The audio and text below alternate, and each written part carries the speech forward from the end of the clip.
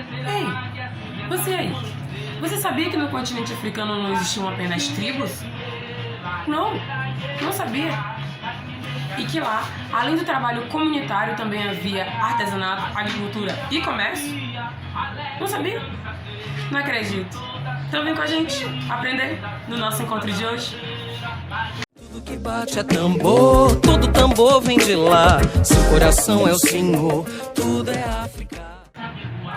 Olá pessoal, aqui quem tá falando é a blogueirinha de história.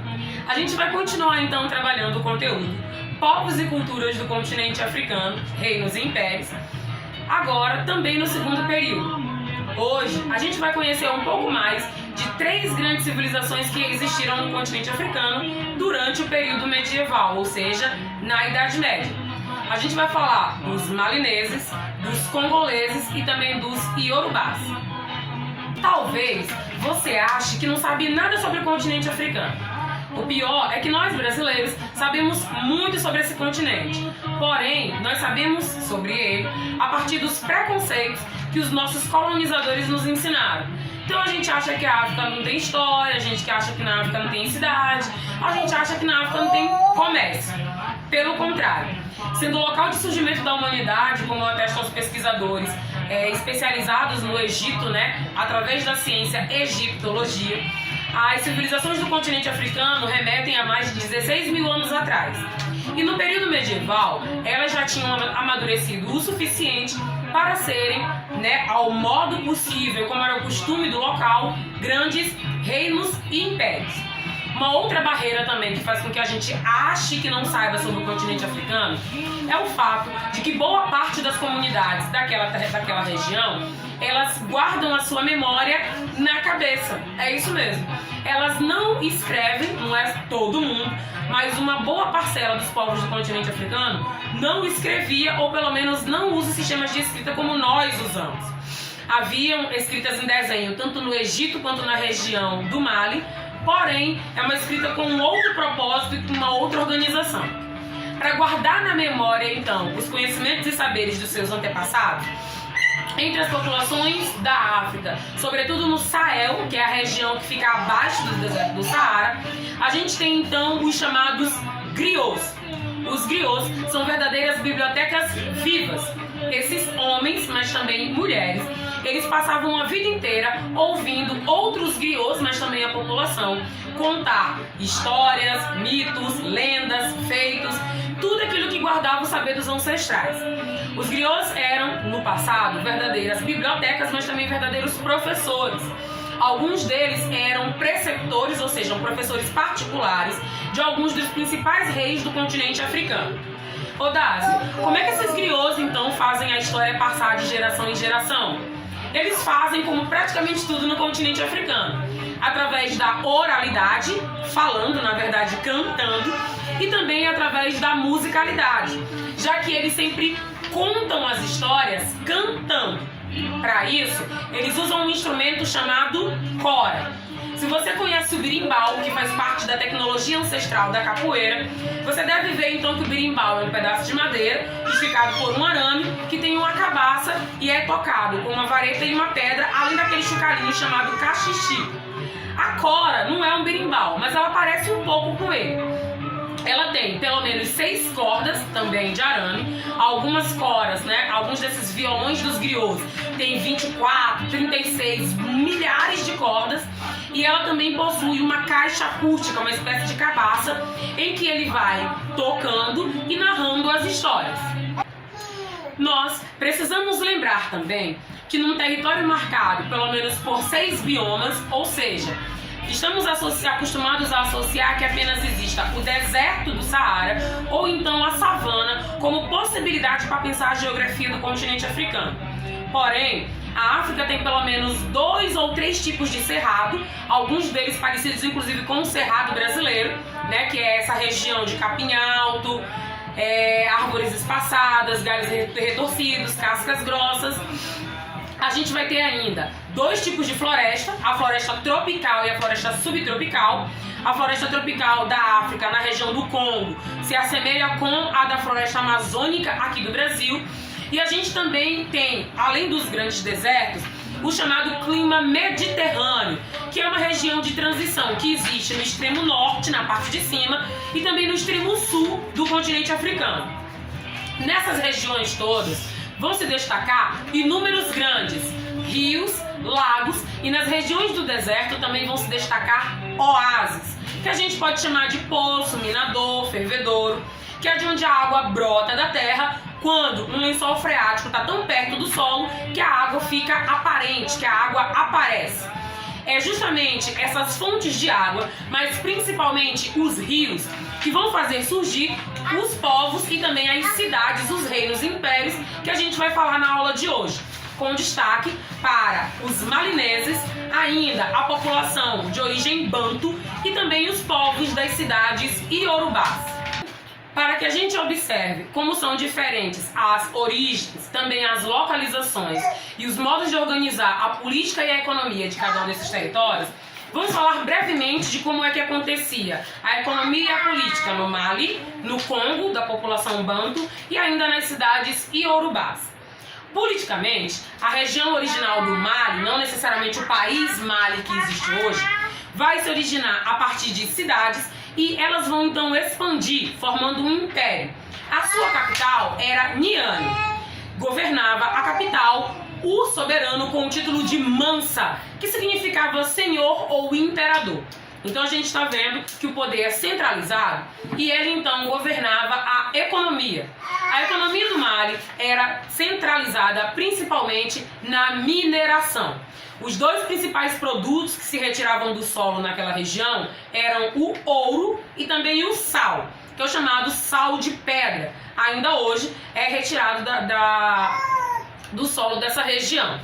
Além de mineração, a gente vai ter também, dentro do território do Mali, atividades como agricultura e pastoreio, destinadas ao abastecimento da população e também um comércio que não era limitado apenas ao próprio continente.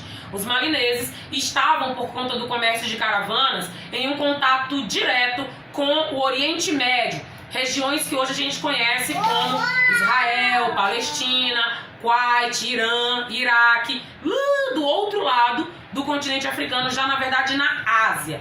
Vale lembrar também que Mansa Musa, que é o mais memorável de todos os imperadores do Reino Mali, é considerado atualmente pela revista Forbes, aquela que sempre faz aquela tabela das fortunas do mundo, como um dos homens mais ricos da história.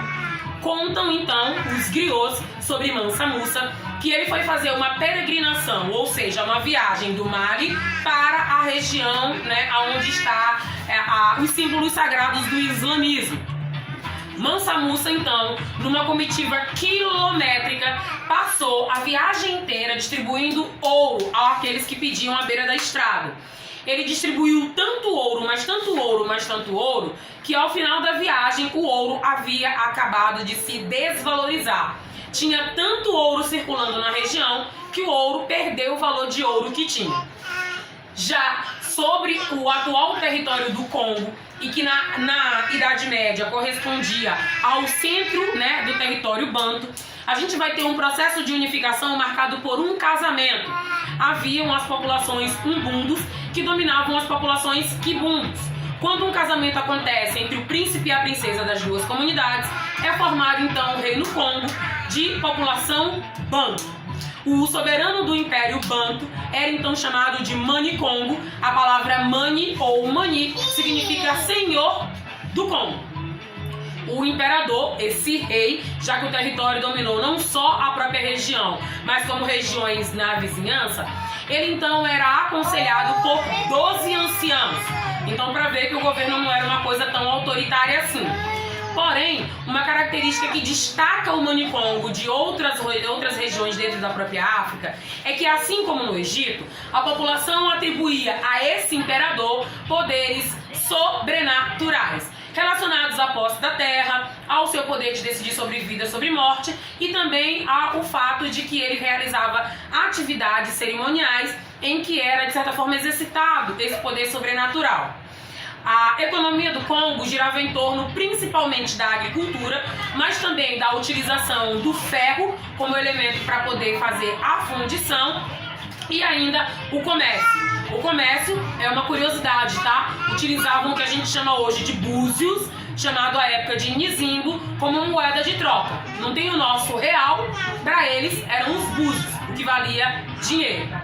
Para finalizar então a apresentação dos reinos do território africano na Idade Média, sobre a questão de política e economia, a gente tem ainda as cidades iorubás. Curiosamente, as cidades iorubás não formavam um império. Elas tinham como centro político, religioso, social e econômico a cidade de Ifé. Inclusive, era nessa cidade que os soberanos de todas as outras iam buscar a confirmação dos orixás, que eram os deuses ancestrais, para saber se aquele era o escolhido para chefiar o povo. Cada uma delas tinha o seu próprio soberano. O que ligavam essas cidades em comum eram a língua, os hábitos alimentares, a religiosidade, as tradições e as festas anuais. O rei também não governava sozinho. As cidades iorubás também realizavam comércio. Um comércio que era centralizado na própria região, mas que também fazia os contatos externos com as caravanas de mercadores, tanto da região do Mali, que está um pouco acima no próprio continente africano, quanto vindos de fora, lá do território do Oriente Médio. O comércio era realizado indiscriminadamente por homens e mulheres. As mulheres não eram proibidas de participar da vida pública, da vida política, da vida social, religiosa e também da vida econômica em boa parte do continente africano. Eram comercializados nessas feiras e comércios, a gente vai ter temperos, marfim e também metais, como o ferro e o ouro. Então, como você viu, necessariamente nem tudo era tão igual assim no continente africano. Cada região tinha a sua própria característica de se organizar na sociedade, na política e na economia. E também algumas regiões nem impérios formavam. Eram as cidades-estados iorubás. Cada uma delas tinha o seu próprio governo.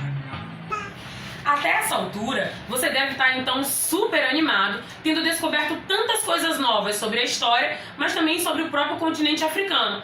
Olha que loucura! E agora então é necessário dizer o seguinte: a história da África, ela na verdade não é determinada pela escravidão, não. Pelo contrário, esses povos, essas populações que eram inúmeras, tiveram na verdade o seu futuro acabado, destruído, impedido, impossibilitado pela experiência da escravidão, já que nesse momento, por volta do século XIV e século XV, com as chamadas grandes navegações, que eram as expedições da Europa em conhecer e conquistar outros territórios, a gente vai ter então os portugueses chegando, inicialmente de maneira amigável.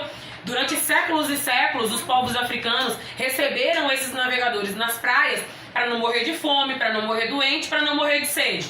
Porém, essa atitude amigável, ela foi substituída já no segundo momento por uma atitude conquistadora, porque se percebeu muito fácil que aquela população possuía muitos recursos naturais, porém, isso era fruto do fato de justamente eles viverem em uma certa harmonia com a natureza, as plantas, os animais e os recursos que eles também tiravam delas. É justamente nesse encontro de culturas que a gente vai perceber, então, um verdadeiro declínio das sociedades da costa oeste do continente africano. Infelizmente, além de conquistados, as populações do continente africano também foram escravizadas pelos portugueses de origem europeia. Não apenas dentro do próprio território da África. Os africanos foram trazidos para cá para o Brasil para servir de mão de obra para o desenvolvimento da região através da exploração da cana-de-açúcar. Foram levados para toda a América, inclusive para os Estados Unidos, onde colaboravam nas plantações de algodão e também de fumo. Ainda foram levados para a Ásia, nas colônias portuguesas, no Tibete e também no continente europeu, onde a forma física e os traços característicos das populações negras da África faziam parte, inclusive, do chamado Circo dos Horrores, né? Como se as populações africanas fossem verdadeiras aberrações. O redemoinho não leva o pilão. Quem é forte pode abalar-se, mas não é destruído pela tempestade. Que nesses tempos difíceis nós possamos lembrar que a nossa verdadeira força está dentro de nós. Bom dia. Então esse é o nosso encontro de hoje no grupo do Telegram. A gente continua batendo papo sobre aquilo que ficou difícil de vocês entenderem. Quem quiser tirar dúvidas no grupo, nós estaremos lá, estou à disposição a tarde toda. Quem quiser tirar dúvida no privado pode me encontrar, como está estabelecido lá no nosso cartazinho, né, dos horários e das condições de atendimento. Sigam as regras de fazer atividade, sigam as regras de enviar atividade, tirem fotos boas para que a gente possa analisar direitinho a atividade de vocês, fazer o acompanhamento individual e vamos participar, não vamos deixar a peteca cair não, que a gente tem muito ensino remoto para fazer e muita pedagogia de combate ao racismo para criar, juntos. Por hoje é só. Tchau, tchau!